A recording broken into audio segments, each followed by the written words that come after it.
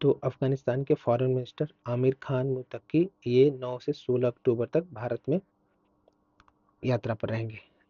अफगानिस्तान की जो interim government Taliban की है उसके फॉरेन मिनिस्टर हैं आमिर खान मुत्तकी। इस पे पहले प्रतिबंध लगे थे इस गवर्नमेंट के मिनिस्टर्स पर यात्रा के लिए। यूनाइटेड नेशन सिक्योरिटी काउंसिल ने प्रतिबंध लगाया था, लेकिन अब ये इनको यात्रा के लिए भारत में एग्जम्पशन मिला हुआ है, छूट मिली हुई है। तो अब India connects with interim government of Afghanistan, ये कनेक्ट कर रहा है धीरे धीरे। भले ही सिद्धांतों की तरफ सिद्धांत या प्रिंसिपल्स के आधार पर, अपने सिद्धांतों के आधार पर उसको सहमति न दे, उसको मान्यता न दे, लेकिन अब उसको कनेक्ट करना, उससे इंटरिम गवर्नमेंट ऑफ तालिबान से अफगानिस्तान से कनेक्ट करना, ये भारत की महत्वपूर्ण पॉलिसी भी है और ज़रूरत भी है, ताकि जियो पॉलिटिक्स जो वहाँ पे हो रही है या भारत के जो हितों को उसको प्रिजर्व किया जा सके। तो एक सैद्धांतिक राजनीति अलग है, सैद्धांतिक फॉरेन पॉलिसी अलग है कि हम ऐसे सिद्धांतों को मान्यता नहीं देते जहाँ पे विमेंस के राइट्स नहीं है, जो कट्टरता पर आधारित है। लेकिन सैद्धांतिक तो यही है कि हमको उनसे जुड़ना, उनसे कनेक्ट करना हमारी मजबूरी भी है।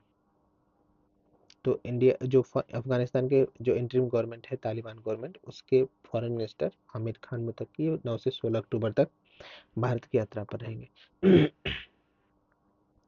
नीति आयोग ने लॉन्च किया है विकसित भारत बिल्डथॉन 2025।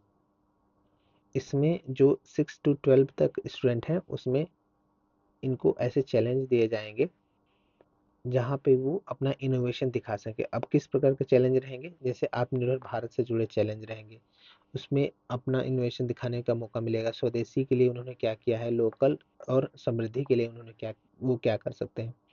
और इसके अलावा एस्पिरेशनल डिस्ट्रिक्ट जो आकांक्षी जिले हैं उसके लिए वो स्टूडेंट्स किस प्रकार से शोध कर सकते हैं, ट्राइबल और रिमोट रीजन के विकास के लिए किस प्रकार से शोध कर सकते हैं। तो और ये सारे शोध NAP 2020 के अनुरूप होंगे, जो नेशनल एजुकेशन पॉलिसी है उसके अनुरूप होंगे सारे शोध। तो एक मौका है 6 to 12 ग्रेड के या कक्षा के स्टूडेंट्स के लिए कि वो अपने इनोवेशन नीति आयोग का जो कार्यक्रम है विकसित भारत बिल्डथॉन, इसके तहत दिखाएं।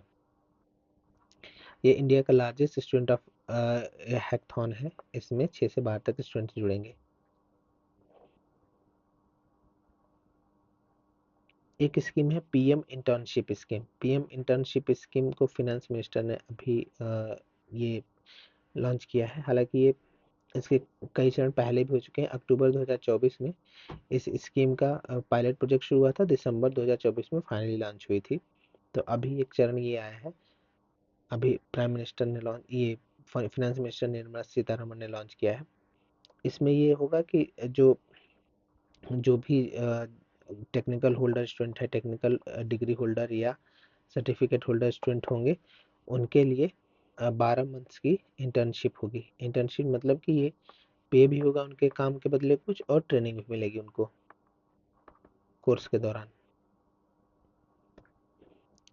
तो अब ये इसमें 21 से 25 साल के यूथ जुड़ सकते हैं, और 1.25 लाख 1.25 लाख यूथ इससे जुड़ सकते हैं, इस ट्रेनिंग प्रोग्राम से, इंटर्नशिप प्रोग्राम से। ये यूथ जो जुड़ेंगे इंडिया के 500 कंपनियों में जुड़ेंगे, जो बड़ी कंपनियां हैं उसमें जुड़ेंगे, यानी 500 कंपनियां इनको इंटर्नशिप प्रोवाइड करेंगी। तो ये प्रधानमंत्री इंटर्नशिप स्कीम है, launch by finance minister Nirmala Sitharaman. अब ये अक्टूबर 2024 में शुरू हुआ था, लेकिन दिसंबर 2024 में इस मतलब फुल फ्लेज में शुरू हो गया था। ये अक्टूबर 2024 में पायलट तौर पे, छोटे तौर पे शुरू हुआ था। एक UN की एजेंसी है जिसका नाम ICAO,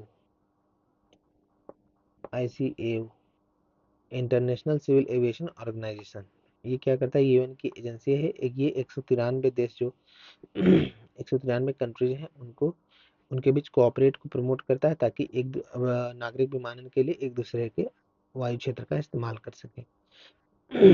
तो ये UN की एजेंसी है ICAO। इसका हेडक्वार्टर है 1944, ये इसका हेडक्वार्टर है कनाडा के मॉन्ट्रियल में। अभी चर्चा में इसलिए था क्योंकि इसकी 42वीं जो सभा थी, जो असेंबली थी, ये कनाडा के मॉन्ट्रियल में हुई। तो ICAO की असेंबली, 42वीं असेंबली सभा कनाडा के मॉन्ट्रियल में हुई।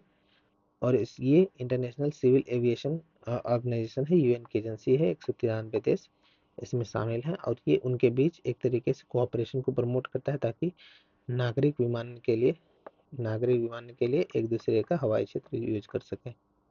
नागरिक विमान है तो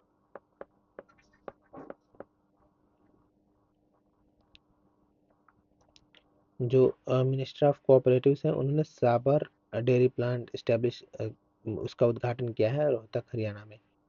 ये आधुनिक डेयरी प्लांट है साबर dairy plant.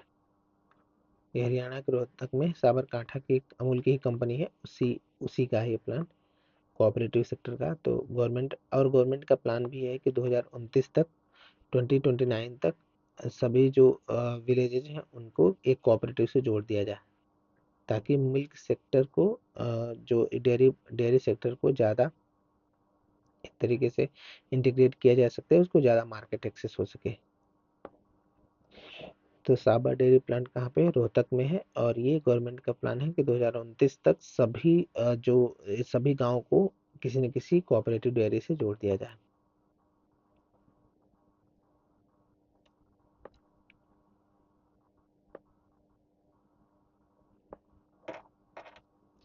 Indian coast guard ने एक गश्ती पोत शिप अक्सर को कराईकल पुडुचेरी में शामिल किया है या कमीशन किया है।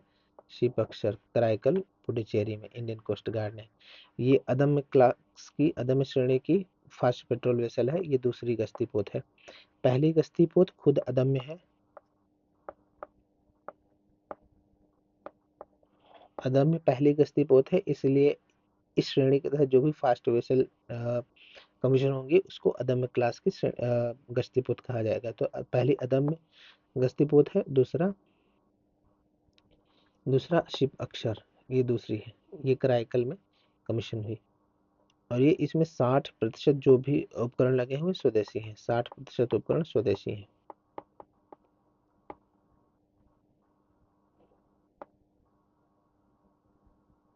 बॉर्डर रोड ऑर्गेनाइजेशन ने अपना है रिकॉर्ड तोड़ दिया है। पहले उमलिंग ला पास में, ये लद्दाख में है, सबसे ऊंची सड़क बनाया था, लेकिन अब इससे भी ऊंची सड़क बनाकर मिगला पास है एक जगह लद्दाख में है। ये सबसे ऊंची 19,400 फीट की ऊंचाई पर है। तो यहाँ पे सबसे ज्यादा ऊंचाई पर मोटरेबल सड़क बनाकर अपना रिकॉर्ड, ये पहला वाला रिकॉर्ड तोड़ दिया है मिगला पास पर सड़क बनाकर और गिनीज बुक ऑफ रिकॉर्ड में शामिल किया है। तो ये एक परियोजना है बीआरओ की एक परियोजना हिमांक परियोजना के तहत ये सड़क बनाया जा रहा है। ये स्ट्रेटेजिकली काफी इंपॉर्टेंट है। चाइना और इंडिया के बॉर्डर के पास है ये सड़क। बीआरओ की स्थापना 1960 में हुई थी और इसका ये जो पेरेंट मिनिस्ट्री है वो है डिफेंस मिनिस्ट्री। तो बीआरओ डिफेंस मिनिस्ट्री के तहत कार्य करता है। ये 1960 में बना था।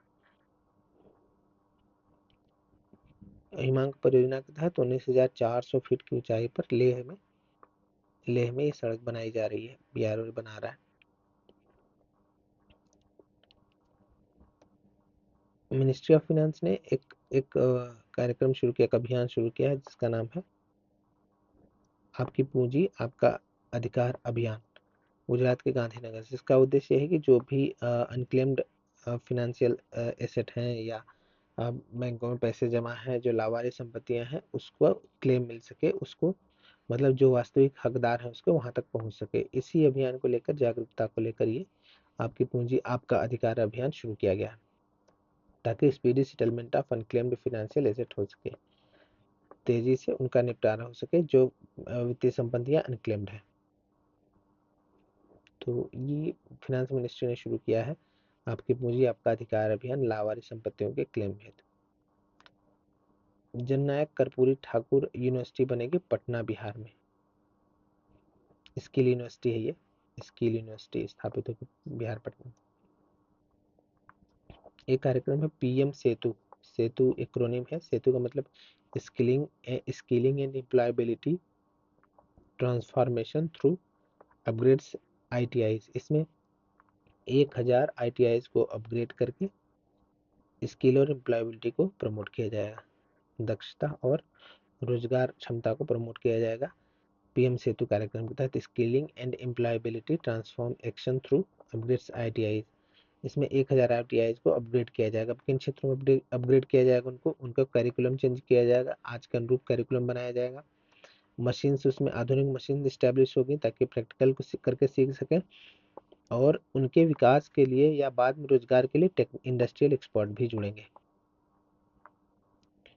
तो पीएम सेतु के तहत 1000 ITIs को एक तरीके से उनको अपग्रेड किया जाएगा, और उनके करिकुलम में चेंज होगा, नई आधुनिक मशीनें लगेंगी और इंडस्ट्रियल एक्सपर्ट्स उनसे जुड़ेंगे। एमपी गवर्नमेंट ने बैन कर दिया है एक कफ सिरप है कोल्ड्रिफ। कोल्ड्रिफ को एमपी गवर्नमेंट ने बैन कर दिया है, और ये इसका कारण ये है कि छिंदवाड़ा जो एमपी का डिस्ट्रिक्ट है, वहाँ पे किडनीज फेल्योर देखे गए स्टूडेंट्स में, किडनीज फेल्योर। और उसमें एक एक रसायन है डाईथाइलिन ग्लाइकॉल, इसकी मात्रा 48.6% है। इसके कारण तमिलनाडु में भी कुछ इशू हुए थे इस तरह से, और एमपी के छिंदवाड़ा में भी कुछ बच्चों की जो 5 साल से कम थे उनकी डेथ हो गई। तो एमपी गवर्नमेंट ने इसको बैन कर दिया, और डॉक्टर मना करते हैं कि आप 5 साल से जो 5 ईयर से जो बिलो चाइल्ड है उनको आप कफ सिरप ना दें, उनकी खांसी खुद ही ठीक हो जाएगी।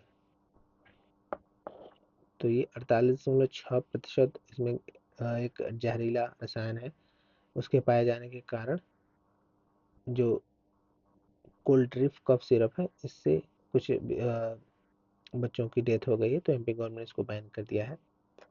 जापान की पहली महिला पीएम बनेगी सनाई तिकाइची, और ये लिबरल डेमोक्रेटिक पार्टी के हैं। जापान में जेंडर इक्वलिटी को लेकर नया डेवलपमेंट है कि वहाँ पे पहली विमेन पीएम बनेगी सनाई तिकाइची, जो कि लिबरल डेमोक्रेटिक पार्टी से है।